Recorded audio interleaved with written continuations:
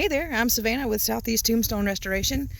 I did a little experiment to see if Miles Supply version of a marble biological cleaner works as well as D2 biological cleaner for marble. And I'm looking at the results and I'd like to share them with you.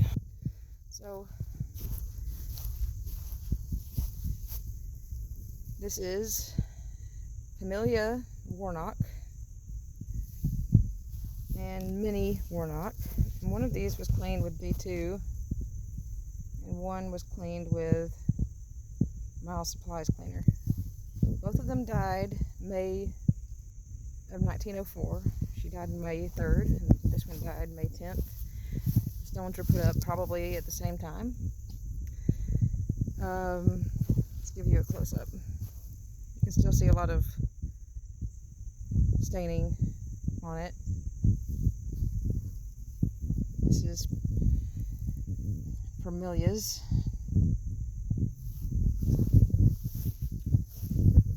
And this is Mini's. Still a lot of staining.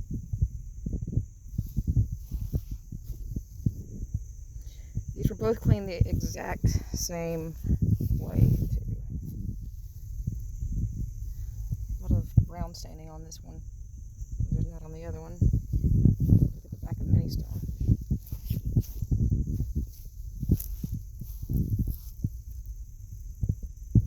Look at the back of Camellia stone.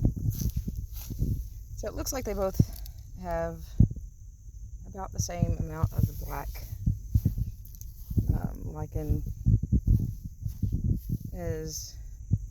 they both have about the same amount of staining as far as the black stuff goes. It's just in different spots. Like that one's got a whole bunch on that side, and this one's got some scattered, but not.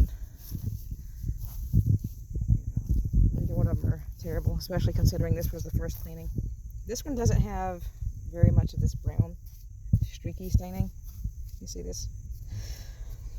This one has a good bit of it. Overall, which one do you think is cleaner? They might be about the same. The front of this one it does look dirtier to me. But I'm going to leave it up to you guys because the base of this one is also cleaner than the base of this one. They were both cleaned the same way. And that was spray them, clean them with water, and then spray them with D2 after the stone dried and scrubbed, and then spray them with D2 again, or D2 and biological, or Miles Supply cleaner rather. So both of them, I'll restate that, were cleaned the same way, where one was cleaned with Miles Supplies cleaner and one was cleaned with D2. And the way I did it was by first cleaning them with water, and then with a scrub brush and water, and then after they dried, I applied the product. So here's the answer. This one was cleaned with D2 biological solution. This one was cleaned with Miles Supplies cleaner. Camellia. I'd say they did really close, really close in performance. Because each one of them has staining, but they're in different ways and in different places. So I'd say they did really well. So here's another one. I did the same thing, only with these I scrubbed them with the cleaner, then rinsed them and scrubbed them again with water, and then I came back and reapplied the product. So this one I cleaned in a little bit different method. I love this marble, it's so pretty. So here's Martha. She died in 1913. Here's Jasper. He died in 1903. So they look similar. They could have been put up at the same time. They're a little bit different styles. His may have been put up first. I don't know.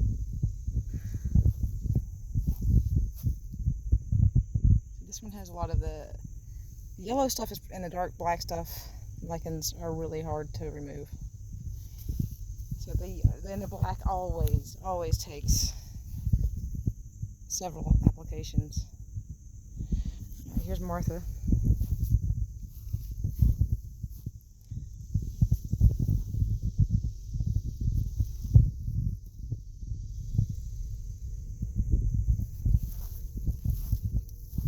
do clean these very thoroughly. Excuse me, Mr. Spider. Go around so I don't mess up your web. Same brush. They look about the same to me. I mean, the top of this one might be slightly dirtier, but if I remember right, this one may have had, yeah, this one definitely had more crud on the top than that one did. I remember that. So, all that said, I think they're about similar in appearance. Especially, they look especially good considering they were only cleaned once. Okay, Jasper was cleaned with D2. Martha was cleaned with Miles Supplies Cleaner. One thing that stood out to me while I was cleaning these is the color they turned. I am aware that, because I've been using D2 for years and years, I'm aware that D2 turns them a rust color. And I expected Miles Supplies version to do it as well, and it does. It's just that theirs turns a little bit more red. And it also took the second application, and I did 2 applications of both D2 and Miles Supplies Cleaner to make it really, really turn red. And with D2, it turns yellow, like a deep yellowy orange almost immediately. So this one I did half with D2 and half with Miles Supplies version. There's always one side of a stone that's dirtier than the other. I will go ahead and say this. So that's why when I do these experiments, I like to do them in separate stones. But the left side was Miles Supplies version and the right side was D2. I'd say they work pretty similarly. That being said, I don't know what studies have been done to the Miles Supplies version.